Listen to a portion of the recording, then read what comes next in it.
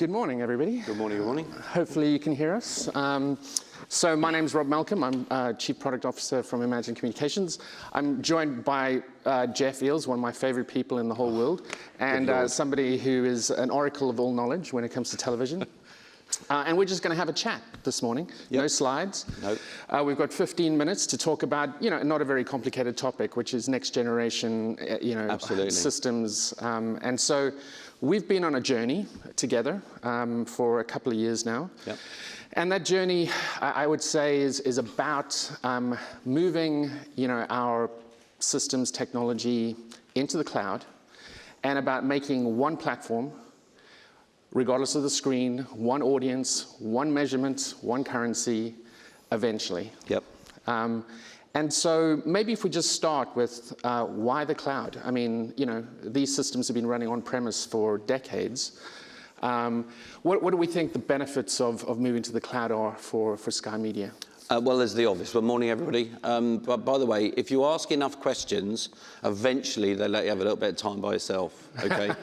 So you just thought I'd let you know that. It's like frequent flyer points, right? The more questions you ask, the more that Justin and these guys will let you actually come up here. So, so just keep asking questions. Isn't it great to be here? Thank God we're actually here in person. Fantastic. So lots of things have been going on in the last 2 years. This is one of the top projects we've got, which is moving everything to what I would call for us, no tin. No particular location as such. Mm-hmm. So all of those things about disaster recovery are taken away from us, but to you. Mm-hmm. And we kind of like that. And the other big thing it gets for us, other than being able to get to the systems pretty much anywhere in the world, what it gives us is power. And I'm power mad, as those of you that know me. I'm a control freak, and I am power mad.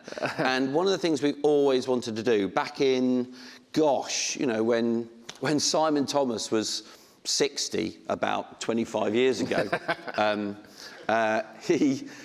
we were talking then about optimization and how you trade spots. And in the UK, I think we again kind of led that world in how you use an automated algorithm to place a schedule as efficiently as possible to maximise the audience for the agency and advertiser, and to maximise the airtime for us. Right. And if you can get those two things working in harmony, that's really good. It's a good win-win. Yeah. The only thing is that, as we know, all those things now are getting quicker and faster, and data's coming back quicker, bigger data's coming back quicker, and we've shortened the AB deadline times and all those things. So it gives us the window we've got to make the decisions about what spots go where are shortening, and the information we're getting back to us is increasing, particularly with set-top box data, things like that, and the fact that, yes, we want to go to one campaign.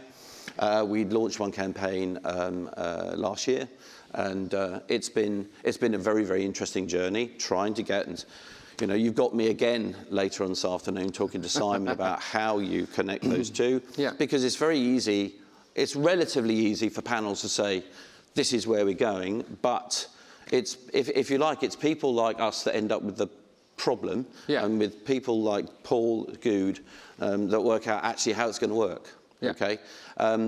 Because it gets, as I've always called it, it's plumbing, it's exceptionally dull, and it's incredibly important, right? Because you've got to get those things right. So for us, first, relooking at linear, a relook at linear to see whether or not were we doing things as well as we could do. And we reckoned that if we had the power of the cloud, that we could run 10 Autobooks at the same time. Yeah. Because who's to say that the Autobook algorithm, first go, gets it right? The Autobook algorithm, for those of you who are not necessarily aware, has a pile of parameters that might say, book the cars first, book the finance first, book the long spots for, book 60 seconds before you book the 10 seconds. Yeah. And it's a complex algorithm. Yeah. So why would you get that sequence right first time? Yeah. And it might be better if you ran it in a different sequence, but you don't always have the time in the day to be able to run multiple Autobooks. Yeah. The system that we use, which is, he's not going to tell you, I will, which is Landmark, that we've used since 2007, does have this Autobook protocol in it, which enables us to run auto booking, and a considerable amount of our spots are auto booked. And it's just about improving that. So here we were just musing we were in New York, right? And so the power of the cloud would actually let us do it twice. So you could run 2, actually you could run 3, actually you run 4. Actually you might be able to run 100. Exactly. But then when you run 100, now you've got the problem, which one is best? Okay, so, and some of that is intuition, and some of it is methodological. And that's the fun bit we're at now, I think. Yeah, exactly. I think we're literally, weeks away from being able to do what you've just described, but also be able to simulate all of these different scenarios, and have the machines tell us, okay, well, which one is ultimately going to create a better result. And so, so it's a great first step. So obviously the next stage, which is all about cross-platform on a single platform. Yep. And it's all about trying to ultimately find the audience wherever it might be. Yep. And to try and do that almost in real time, because obviously as we move from linear to digital, the ability to make real-time decisions obviously becomes the reality and the norm. But I would say that one of the things that we need to be careful of is to just take digital for what it is today with all of its, weaknesses. Because television, linear television in particular, has these great attributes, right? It's a trusted medium, it's great ads, surrounded by great content, and we want to keep that. Yeah. So getting to that next generation, is that something you think is realistic? Absolutely. Well, so we spent, 18 months to 2 years building one campaign. A great deal of that one campaign journey was absolutely looking at the digital and linear, absolutely looking at how you can merge the two. I mean, even things like time are different. Now, if I'm not hopefully stating the absolutely obvious, time in broadcast is counted from 6 a.m. to 6 a.m. because that's a broadcast day. Nonlinear is counted, would you believe, in days, okay? So midnight. So how do you add, even just adding those two together? So it's incredibly difficult to change the broadcast day. So it's not that difficult to change the non-linear day. So we've changed those days. So that at least if you're putting one campaign together, a day in one campaign is 6 till 6. One of the things we're looking at is how you would, in non-linear, the measure is view-through rate. Okay, so the view-through rate we have put at 100% fully on screen. Because we can do that. It's premium environments, premium content, and we think the bar should be that high. But that's not the same on nonlinear. Nonlinear is a minute by minute. Sorry, a linear is minute by minute, and those two don't necessarily go together. But the direction of travel could be that we go to could it be that we go to a view-through rate? Now, so I think that's a discussion that needs to be had within the industry to say that. What we've done at the moment is to actually take that single impression and for the moment call it the same as a minute by minute impression. So we've taken household impressions, and as Paul demonstrated earlier, you take it through and say household. You personify it. In fact, you used the word I've never seen before. Was it called? Is Paul here? Personify. Personify. Yes, it was. Yeah, I've never. Don't create words that don't exist, Paul. I was accused. I was accused only last weekend of man-planing. Has anybody heard this? Man-planing.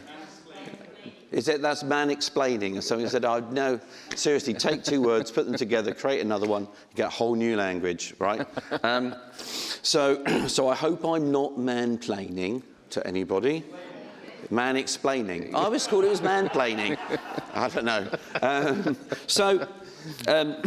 completely forgotten where I was now. So if you take, so you're taking household impressions, you use CFlight, we use CFlight to take the household impressions to make them personal impressions, individual impressions, and that enables you to then add them to impacts.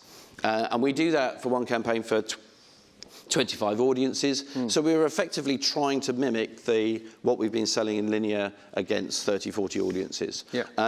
So that direction of travel seems to be working quite well. Yeah. There are some interesting differences, which is as you say, the currency in nonlinear is daily, or could be virtually immediate at some point. Yeah. And in linear, we still have a +7 day currency. So you're kind of still, the linear bit seems to want to have to catch up with the non-linear bit, because we want to have one. Yeah. Okay. Yeah. So we haven't solved that, obviously, because the currency in the UK for linear is +7 days. Yeah. You can still supply it with live data and VOSDAR data and do all that. So yeah. So is it possible? Absolutely, absolutely, it's possible. And I always talk to people about, the three big things of political, methodological, and operational. Mm-hmm. Well, hopefully we can sort that up operationally, we can sort it out with you. Mm-hmm. Yeah. Methodologically, we have, people at RSNB and Mr. Goods and the great and the good statistical geniuses to get us to a currency that is valid. Mm-hmm. And so for us, I think that first step, one campaign was our first step. Mm-hmm. Combine it with CFlight, mm-hmm. gets us to a step where we're saying we're thinking that we can combine a currency between linear and non-linear. Mm-hmm. So that's where we're getting to. And of course, the next step is, if we've got linear that we can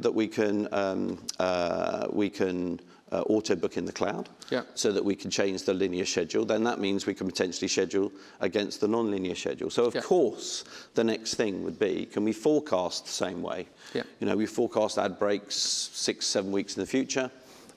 We get data in every single day for linear that we then forecast for the next 10 to 15 weeks.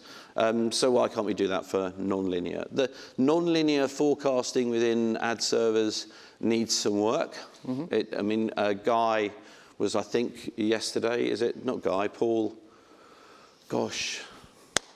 Gubbins. Paul Gubbins was on the button about the creation of an ad break. It's very, very different to putting digital ads on a web page. Very, very different.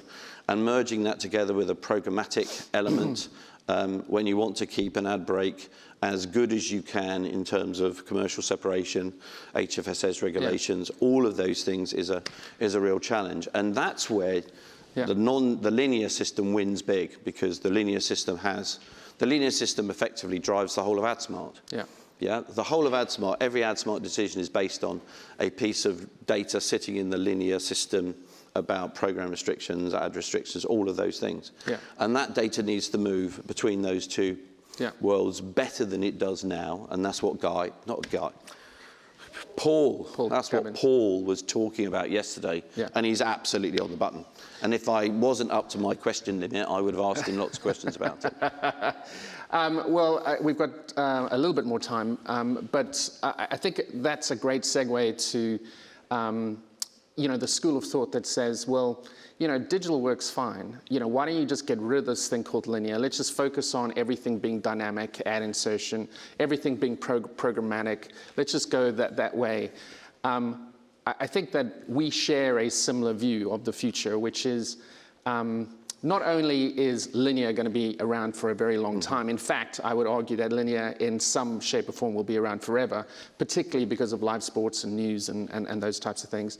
But the reality of premium inventory, I think, is the big point, which is when you've got super valuable inventory, you don't want to sell it, in a way that digital fundamentally has been sold. So could you talk a little bit about that? Oh. Okay, this is an ongoing big debate. Yeah, we don't Adsmart into premium content or premium, what we consider to be premium breaks. There's absolutely the direction of travel is that there's premium in linear that should be sold pretty much the same way it has been, because it just makes good sense. Yeah. Yeah. It makes good operational sense. It makes good reach sense. It just ticks all those boxes. Yeah. And it means that, and it is certainly for us our highest value inventory. So I think we're absolutely for the next. Well, here we go. Guess, is it the next 4 years? Is it the next 10 years? Is it next? Well, we're certainly for a good period of time, we are into a mixed economy. There's absolutely no question. So yes, the direction of travel is without question towards streaming, without question towards ad serving, without question, because you'd have to be mad not to read those figures. We know the pandemic has put a rocket behind that. All of those things. So one of the things that we look at is that I like to think that it may be that Dev and Patrick have a different view, that I think I'm on reasonable schedule, okay, delivering all these things. Yeah, we're always kind of seen to be a little bit behind, but we are a little bit. I think we've been able to work very, very well during the pandemic. Is actually, the projects have kept going very well. The CFlight project, in particular, which we might talk about later on, has worked extremely well during this period. But you could argue that the viewing change is ahead of the curve that we imagined it to be 2 years ago. For those of you that work in systems, we're working 2, 3, 4 years ahead, 5 years ahead. So there's a little bit of a lag, because what's happened is that the viewing changes happened quicker than we imagined it would. So yeah, we've got to rethink out. I think there's going to be a mixed economy for quite a period of time. Yeah. And so we have to be ready to do and to work with absolutely good solid linear and absolutely good solid direct non-linear and programmatic. And if you have those, and if you're working in those environments, you need to try to be able to connect those up. Exactly. Now for us, we're connecting those two bits up first. Yeah. The programmatic side is, I think, a little bit more of a challenge. Yeah. Okay. Yeah. But different. There's different people around the world. Yeah. Understanding how it works. We have the Freewheel guys who are. I mean, I would say this, wouldn't I? They're terrific ad server. Yeah. And so we have them to be able to help us a lot in that journey. Yeah, absolutely. So I think for the people who are engaged in the UK market like you are, I think given in my role, I fly around the world speaking to many different broadcasters, and I can honestly say that every single broadcaster outside of the UK, even in the US, is looking at the UK market very closely, because that transition seems to be happening faster here. I think we seem to be making more progress in terms of measurement here, just by virtue of the fact that I think that the market is large enough and mature enough, but still small enough to solve some of these problems. Yeah, yeah. So no pressure. No pressure. No pressure at all. Well, I mean, the other thing is there's still, there's not. You've got to work out. It really is taking the best of both worlds. Okay. I love the fact that nonlinear can be measured and traded day after, literally the day after delivery. Would be nice if it was even quicker than that. I love the fact that we're getting set-top box, a great deal of set-top box data in to augment that, as the lady from Canal Plus is saying. And we've had, a lot of experience now with Adsmart, segmentation, addressable, and all of those markets now are beginning to find their way and beginning to be a very established protocol and process within Sky Media. Now, the next piece we can do, right, is to say, so on the linear process, the linear process is really well honed, because it should be. But there's not many countries that are selling direct audience, audience, okay, for linear, which allows us to be able to do the auto booking. And for me, those two. Linear needs to be being sold, I think, to audience the same way that non-linear is, in order for you to be able to even consider selling them together. Yeah. So that's where I think you can look to that, and certainly we're looking to see whether or not, you know, selling spot for spot to the very important but lower value inventory we need to find an automated way of doing that for everybody, for the buyers and the sellers, and getting information to the buying community quicker than we're doing, better than we're doing, you know, as accurate as we can. That's what our direction of travel is. Thanks, Jeff. So we've literally got 20 seconds for questions. Fantastic. Well, there won't be any, because nobody asks questions anymore. Nobody asks questions. I think we had a fabulous day yesterday. We had some of the best presentations I've ever seen, and I think we had the fewest number of questions, which is a shame. So we're not going to get your opportunity to give Jeff some... Nobody's going to ask a question. See, nobody asks questions anymore. It's okay. I think...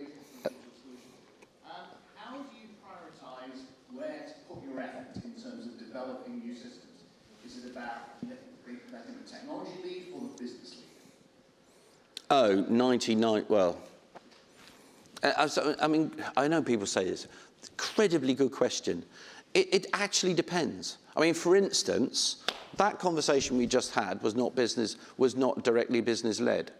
Okay, that was an opportunity that we knew we wanted to be able to Autobook more, and the opportunity then came up, where we had a discussion, literally an open discussion, where we have some, you know, those old-fashioned things called away days, and you just have a whiteboard and you just say, tell you what, wouldn't it be brilliant if pigs could fly? Yeah, okay, and you say, well, actually, there's a possibility we could do that. So in that instance, it was a technology-led. We kind of said to the guys, you know, we could do this. But I would say that at this point in time, that it's almost certainly business-led. Okay, but it's more than it was. It's nowadays with technology. I mean, for instance, Adsmart absolutely came out of the fact that somebody said, "Did you know you could put an ad over the top of another one seamlessly?" You go, really?